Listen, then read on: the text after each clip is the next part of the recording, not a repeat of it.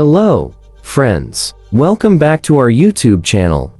Today, in this video, let's learn about how to do advanced source on Twitter. So let's get started. At first, we need to know that Twitter app is now changed to this app called X, as it is accurate by Scorp. So let's get into it.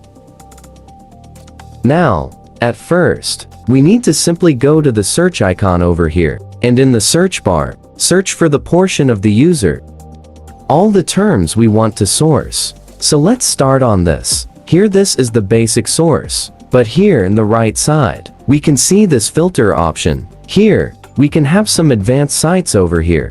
Let's step on this, and here, you can choose the source from people. It can be from anyone or the people you follow.